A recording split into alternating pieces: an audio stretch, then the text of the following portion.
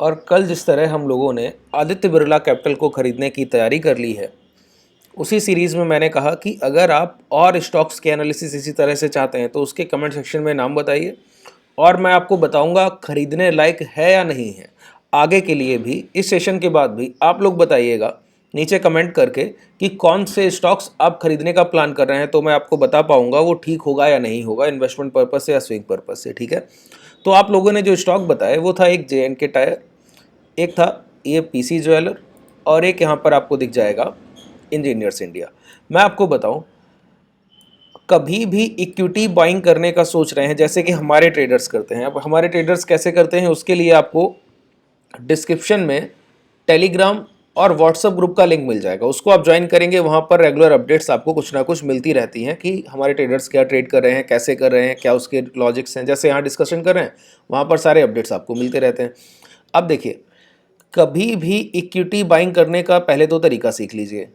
Equity जब भी buying किया जाता है कभी भी एक स्टॉक को बाई नहीं करते, सिंगल एक स्टॉक को बाई करना सबसे बड़ी गलती होती है, समझिए इस बात को।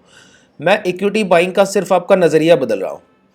लोग कहते हैं कि इक्विटी में हेजिंग नहीं हो सकती है, बिल्कुल हो सकती है, बस आप कर नहीं पा रहे हैं, वो अलग बात है। अच्छा, हेजिंग का मतलब क्या है कि अगर आपके पास मार्केट की 2 या 3 पोजीशन है, उस 3 पोजीशन में अगर 2 आउट परफॉर्म करें और एक कंसोलिडेट कर जाए, न्यूट्रल रह जाए, ना पॉजिटिव या नेगेटिव, तो ये 2 का पैसा आपके पास बचेगा, 1 का पैसा आपके पास नहीं रहेगा। अगर 2 पोजीशन आपकी एक्स्ट्रा ऑर्डिनरी प्रॉफिट्स दे जाएं और एक पोजीशन नेगेटिव हो जाए तो 1 का पैसा फिर भी बचेगा। अच्छा, इसको हेजिंग कहते हैं। इसको नॉर्मल कॉन्सेप्ट यही हेजिंग का है ना। हम लोग एक कॉल सेल करते हैं और एक बाई करते हैं, एक पुट सेल करते हैं, एक बाई करते हैं। डेरिवेटिव्स की हेजिंग, फ्यूचर को शॉर्ट किया ऊपर से एक कॉल बाई कर लिया, ये डेरिवेटिव्स की हेजिंग हुई ना।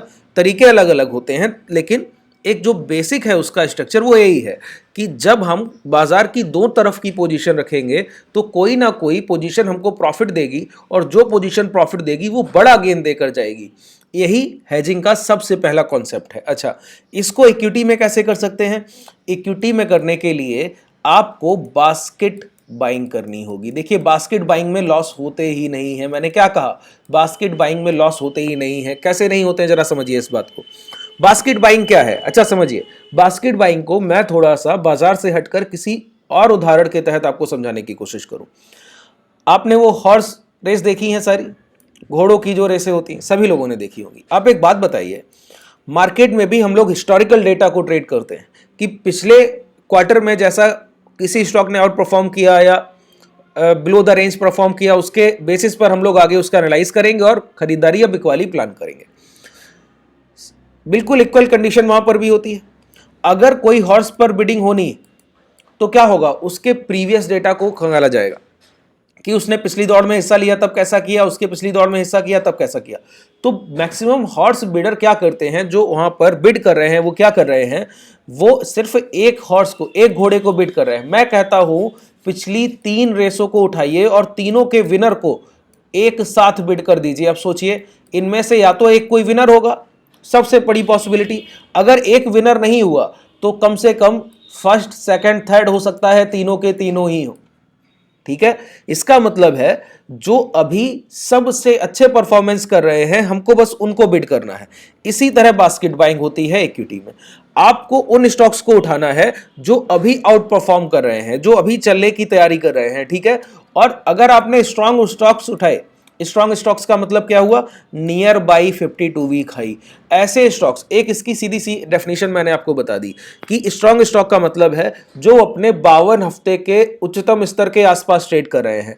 कि अगर 52 वीक हाई 400 रुपया है किसी स्टॉक का तो वो 380 385 ट्रेड कर रहा है, वहां से दोबारा रिवर्स हो रहा है, ये स्ट्रॉन्ग प्राइस हुआ। ऐसे आपको 3 से 4 स्टॉक ढूंढने हैं और उनका यहां पे देखिए बास्केट का ऑप्शन आता है, ये बास्केट लिखा है, इस पे क्लिक करिएगा, ये ओपन हो जाएगा। ठीक है, यहां पर सारे स्टॉक्स ऐड करके एक साथ बाई कीजिए। अब सोचिए, आपने 4 स्टॉक्स बाई किए, मान लेते हैं सभी का औसत प्राइस क्या है? 500। ठीक है, पहले थ्योरी को समझिए, प्रैक्टिकली तो आप आसानी से बाई कर लेंगे जब एक बार समझ जाएंगे। सभी के प्राइस 500 रुपया है और सारे स्ट्रॉन्ग स्टॉक है, कोई वीक प्राइस नहीं है, सभी मजबूत भाव है। ठीक है, अब यहां पर आपने जब ये बाइंग की है, इसके बाद क्या हो रहा है बताइए? इसमें जो स्ट्रांग प्राइस है वो या तो चलेंगे या फिर गिरेंगे नहीं, वहीं कंसोलिडेट कर जाएंगे। यही प्राइस एक्शन का सबसे बड़ा रूल है। जो स्ट्रांग है वो और स्ट्रांग होगा या फिर वीक होने से पहले वीकनेस की पोजीशन में आएगा। कमजोर होने से पहले कमजोर होना पड़ेगा ना, तो उसके लिए टाइम कंसोलिडेशन में प्राइस रहता है। तो स्ट्रांग स्टॉक जो चलेगा वो 5-6% का मोमेंटम देगा या फिर कॉस्ट पर रह जाएगा। तो मिला जुलाकर जब आप देखेंगे तो आपके रिटर्न 8-9-10% हर एक हफ्ते में, हर 2 हफ्ते में आपको स्विंग में मिलते रहते हैं। और लॉस तो होता ही नहीं, क्योंकि कुछ स्टॉक्स 3 आउट परफॉर्म कर रहे हैं, एक नहीं चल रहा है। तो जब बास्केट बेचेंगे तो एक साथ पूरा बास्केट बेचते हैं। मंथली बास्केट में हम लोग, हमारे ट्रेडर्स 25-25, 40-40% के प्रॉफिट बुक कर लेते हैं बिल्कुल आसानी से। और जब आप इन चीज़ों को सीखेंगे, स्मॉल कैप स्टॉक्स को उठाइए, मिड कैप स्टॉक्स को उठाइए, वहाँ पर रैली बहुत तेज़ी से चलती है, वहाँ आपके बहुत बड़े प्रॉफिट्स होते हैं। ठीक है, अब समझिए। अब आते हैं हम लोग थोड़ा सा एक स्टेप नीचे, कि जो खरीदना है उसको प्लान कैसे करना है, एलिमिनेशन थ्योरी, कि स्किप किया कैसे किया जाए ट्रेड्स को। दूसरा, जो प्लान करना है वो कैसे करना है। तो आपने हमको 3 स्टॉक्स बताए। पहला स्टॉक आपने बताया, देखिए इंजीनियर्स इंडिया, ये चार्ट है आपके सामने, चार्ट है। अब आप लोग बोले कि यहां पर बाइंग प्लान करनी, ठीक है। मैं आपको बताता हूं कि यहां बाइंग बिल्कुल प्लान कर सकते हैं, लेकिन थोड़ा सा रुककर। ये इसका चार्ट है, बिल्कुल आसानी से प्लान कीजिए, लेकिन थोड़ा सा रुककर। रुकने की बात मैंने क्यों कही, ये अब इतने सारे चार्ट्स हैं, मैं थोड़ा सा धीरे डिस्कस करूंगा, पूरा आपको डिस्क्रिप्शन नहीं दे पाऊंगा। जितना बता सकता हूं उतना बताने की कोशिश करूंगा। अब देखिए, ये ब्रेकआउट होने की पॉसिबिलिटी यहां पर बन रही है। प्राइस एक अपर ट्रेंड लाइन को रिटेस्ट के बाद वहीं पर दोबारा रुक रहा है, और एक बार इस अपर ट्रेंड लाइन के ब्रेकआउट के बाद रुकने की कोशिश में प्राइस रिजेक्शन जैसा कुछ फॉर्मेशन कर रहा है। अच्छा, यही नियर बाई रेजिस्टेंस का साइन है। प्राइस जब भी रेजिस्टेंस के पास पहुंचे, एक इन्वर्टेड हैमर कैंडल बनाए, अगर उसके हाई ब्रेक हो जाएं तो बाइंग कीजिए, और ये आपको मल्टी बैगर साबित हो जाएगा। तो इस मंथ की कैंडल ये क्लोज होने दीजिए, अभी बाइंग मत कीजिए।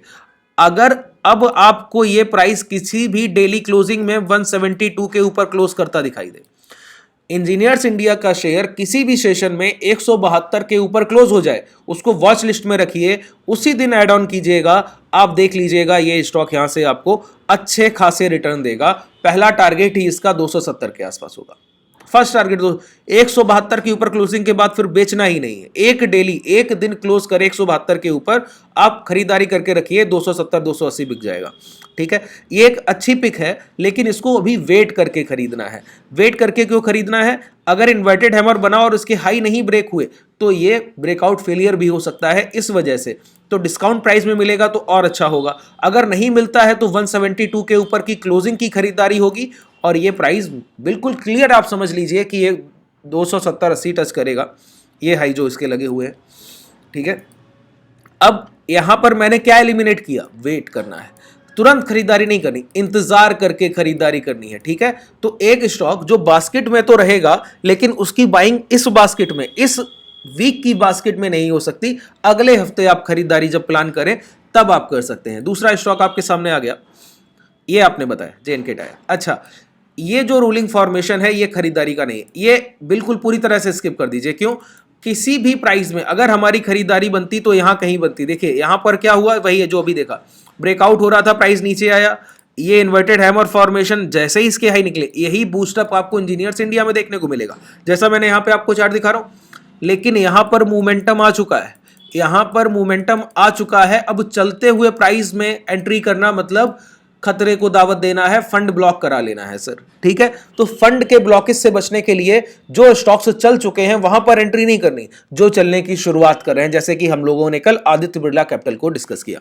तो JNK में बिल्कुल भी खरीदारी अभी के समय नहीं करनी है, चाहे ये स्टॉक यहां से भले ही डबल क्यों ना हो जाए, क्योंकि हमारे बाइंग एरिया में प्राइस नहीं है। जो स्टॉक कितना भी बेहतर हो, अगर हमारे बाइंग एरिया में नहीं है, रिस्क रिवॉर्ड अच्छा नहीं दे पा रहा। आप एक बात बताइए, मैं 383 पे खरीद लूं, एसएल क्या 100 रुपया रखूं सर, बताइए, 75% कैपिटल पर रिस्क ले लूं क्या, ये कहना चाह रहे हैं आप? नहीं, बिल्कुल नहीं। अगर ये स्टॉक यहां पर मुझे दिख रहा होता, ये चार्ट अभी तक बना होता और ये चार्ट ना बना होता, इतना मतलब इसकी खरीदारी जब बनी थी वो प्राइस था अप्रैल से लेकर दिसंबर 2022, और उसके बाद ये एक साल में प्राइस वहां से 2 गुने से ज्यादा हो गया। तो बाइंग जब बनी थी वो प्राइस समय निकल गया। अब यहां पर क्या होगा, प्रॉफिट बुकिंग आएगी किसी ना किसी एरिया में, यहां पर आ जाए या थोड़ा बहुत चलकर और आ जाए। जब भी प्रॉफिट बुकिंग आएगी तो ये दोबारा खरीदारी देगा सर 150 के आसपास। वो समय जब आए, साल भर में आ जाए या कभी भी आए, तो उसके लिए तैयारी कर सकते हैं, लेकिन अभी कोई बाइंग यहाँ प्लान नहीं होगी। तो एक स्टॉक आपकी वॉच लिस्ट में रहेगा, वो है इंजीनियर्स इंडिया, जिसको आप खरीदारी अभी नहीं करेंगे, 172 के ऊपर डेली क्लोजिंग से करेंगे। बिल्कुल क्लियर हो गया। चलिए अब आते हैं नेक्स्ट शेयर, पीसी ज्वेलर्स। देखिए ये फंडामेंटली स्ट्रॉन्ग स्टॉक नहीं है, पहली बात तो ये, इसके फंडामेंटल्स नेगेटिव नहीं है लेकिन बहुत पॉजिटिव नहीं है। इस वीक का पॉजिटिव रिजल्ट्स मैं आपको यहाँ पे पीसी ज्वेलर्स का फाइनेंशियल दिखा देता हूँ। यहाँ पर आ जाइए, थोड़ा सा आप नीचे बढ़ेंगे तो यहाँ पर देखिए सेल्स थोड़ी सी बढ़ी है प्रीवियस मार्च 2022 फाइनेंशियल ईयर प्रीवियस से, और यहाँ पर एक्सपेंसेस इसके से बढ़ गए हैं इसी के साथ। लेकिन पिछला जो फाइनेंशियल ईयर था वो 100 सीआर के आसपास, 100 सीआर के आसपास लगभग माइनस था, और यहाँ पर लगभग 200 सीआर के आसपास आप ऑपरेटिंग प्रॉफिट यहाँ पर दे, ऑपरेटिंग ये नेट प्रॉफिट नहीं, ऑपरेटिंग प्रॉफिट है, ठीक है। और उसके बाद जो भी आप देखेंगे अर्निंग पर शेयर अभी भी माइनस में है, नेट प्रॉफिट अभी भी माइनस में है क्योंकि एक्सपेंसेस हुए होंगे, टैक्सेस गए होंगे, ठीक है। लेकिन एक चीज जो देखने लायक है वो ये है कि अभी पीसी ज्वेलर्स के पास सरप्लस है, जितना मार्केट कैपिटल है इनका उसके आसपास ही इनका सरप्लस भी है। यहां पर आपको मार्केट कैपिटल के बाद आपको सरप्लस देखने को मिलता है, ठीक है। एसेट्स इनके पास 7600 के आसपास के हैं, 7600 के बाद 76-37 करोड़ के आसपास के एसेट्स है। तो अभी आप यहां पर बाइंग कर सकते हैं, लेकिन बस उतनी कैपिटल से जिस पर आप अगर रिस्क भी ले लें तो कोई तकलीफ ना हो, ठीक है।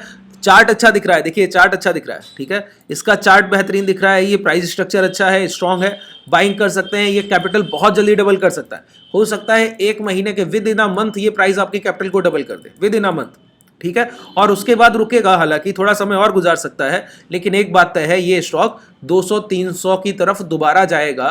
तो अपनी एक रिस्क कैपेबिलिटी को पहचान कर उतना ही कैपिटल डिप्लॉय कीजिए जो अगर चला भी जाए तो तकलीफ ना हो, क्योंकि पूरी तरह से सेफ स्टॉक नहीं। तो हम लोगों ने 3 स्टॉक डिस्कस किए, जिसमें एक खरीदने लायक है, वो है इंजीनियर्स इंडिया। यहां पर आपको इन्वेस्टमेंट प्लान कर सकते हैं जो पीसी ज्वेलर्स के लिए हैं, और वो इन्वेस्टमेंट आपका बहुत अच्छा रहने वाला है, लेकिन सिर्फ उतना ही कैपिटल डिप्लॉय करना है जितना आप रिस्क ले सकते हैं, क्योंकि रिस्की हो सकता है। अब अभी तक बास्केट में जो स्टॉक ऐड करने लायक रहा वो है इंजीनियर्स इंडिया, जितने आपने बताए। तो बास्केट में एक स्टॉक रखने से तो फायदा है, मैंने कहा कम से कम 3 बाई होने चाहिए, तो 2 स्टॉक्स मैं अपनी तरफ से बता रहा हूं। पहला है विप्रो, ठीक है। विप्रो की बाइंग देखिए, ये चार्ट चाहिए होता है। अभी आपको मैंने एक चार्ट दिखाया जो आपने देखा, यहां पर देखिए इंजीनियर्स इंडिया था, ये मैंने स्किप किया, ये चार्ट मैंने स्किप किया, पता है क्यों? इसका फॉर्मेशन जब इस तरीके का हो जाए विप्रो के जैसा, तब बाइंग करनी होती है सर। ये रैली आई थी, प्राइस ने 720, 740, 50 के हाई लगाए, अब दोबारा खरीदने का मौका आधे भाव में दे रहा है कि नहीं दे रहा है? इसीलिए विप्रो हम लोग खरीदारी कर रहे हैं। ये बाइंग अपॉर्चुनिटी है। ये 1 जुलाई 2022 से लेकर अभी तक लगभग 1.5 साल के कंसोलिडेशन के बाद near by support, inverted hammer का फॉर्मेशन और हाई ब्रेक होने के बाद अब ये दोबारा डबल होने को तैयार है सर। बिल्कुल क्लियर बोलता हूं, विप्रो यहां से डबल होगा ही होगा, तय मानिए आप, ठीक है। आप आसानी से यहां पर जितना कैपिटल चाहें आप डिप्लॉय कीजिए, फंडामेंटल्स स्ट्रांग है, financial year, current financial year के profits quarter on quarter growth आप देखेंगे बहुत अच्छी है, ठीक है। अर्निंग पर शेयर, ईपीएस बहुत अच्छा है, price to earning ratio, PE ratio बहुत अच्छा है। आप जो भी करेंगे फंडामेंटल्स रिच स्टॉक है, और मार्केट कैपिटल बड़ा है, लार्ज कैप स्टॉक है, और आपको डिस्काउंट में एक 1.5 साल के एक्यूमुलेशन के बाद चलते हुए दिख रहा है, ठीक है। तो इसको अपनी बास्केट में रखिए। दूसरा हुआ, और तीसरा आदित्य बिरला कैपिटल, जिसपे हम लोगों ने कल के सेशन में ही बात की, ये एक पॉजिटिव प्राइजेक्शन के साथ जा रहा है। ये रिटेस्ट हुआ है, बस ये दूसरी रैली की शुरुआत करेगा। दूसरी रैली कैसी, देखिए ब्रेकआउट हुआ, रिटेस्ट किया, अब ये बड़ी रैली की शुरुआत करेगा। यहां पर जो चार्ट अभी आपने देखा था वो इसी तरह का था, मैं आपको दिखाऊं। ये ब्रेकआउट हुआ, ब्रेकआउट के बाद रिटेस्ट और दूसरी रैली की शुरुआत, ये प्राइस यहां से 146 से 400 पहुंच गया, ठीक है। तो इस तरह से एबी कैपिटल भी चलने को तैयार है। तो 3 स्टॉक आपके पास हुए खरीदारी के लिए, पीसी ज्वेलर्स, विप्रो और एबी कैपिटल। इनका बास्केट बनाइए। अगर आपके पास टोटल कैपिटल 10 लाख है तो इनको 3 पार्ट्स में डिवाइड कीजिए, लगभग 3,33,000 के आसपास एक स्टॉक में आपको कैपिटल डिप्लॉय करना है, और तीनों स्टॉक्स को इक्वल क्वांटिटी से खरीदना है। अब लेकिन एक बात आप भूल गए, मैंने कहा पीसी ज्वेलर्स थोड़ा सा रिस्की स्टॉक है, तो वहां पर इस कैपिटल का 1/3 डालिए और बाकी का 2,33,000 रुपया इन दोनों स्टॉक्स में डिवाइड कर दीजिए। ये आपका पोर्टफोलियो स्ट्रक्चर होता है जिसको हम लोग कहते हैं डाइवर्सिफाइड पोर्टफोलियो। और ऐसे स्टॉक्स को हम लोगों ने रख लिया है जो बस दौड़ने को तैयार बैठे हैं। अब यहां पर एक स्टॉक रुकेगा तो दूसरा स्टॉक आप देखेंगे। इन 3 स्टॉक्स का पोर्टफोलियो बनाइए, 1 महीने बाद अपना पीएनएल रिपोर्ट भेजिए। इन तीनों स्टॉक्स में अगले 1 महीने में कम से कम 4 अपर सर्किट आपको देखने को मिलेंगे, मिला जुला कर मिनिमम 4 अपर सर्किट, और कोई डाउनफॉल नहीं, कोई डाउनफॉल नहीं। या तो रुकेंगे या कंसोलिडेशन, या फिर हायर साइड 1-1.5% चले, 2%, और 4 अपर सर्किट लगभग मिला जुलाकर देखने को मिलेंगे। पीसी ज्वेलर्स आप देखिए, पिछले ट्रेडिंग सेशन फ्राइडे को ही 8.5% के आसपास अपर साइड मूवमेंटम था। अभी ये और चलेगा इसी तरह के वॉलेटाइल। ये विप्रो को देखिए 6.5% प्रीवियस फ्राइडे को मूवमेंटम था। जब अच्छे स्टॉक्स आप पकड़ते हैं, अब देखिए ये कंसोलिडेट 0.5% चल कर गया। जब अच्छे स्टॉक्स आप पकड़ते हैं तो एक सेशन में आपके देखिए 14, 15% के रिटर्न आते हैं। ठीक है, इक्विटी में इतना पैसा बनता है।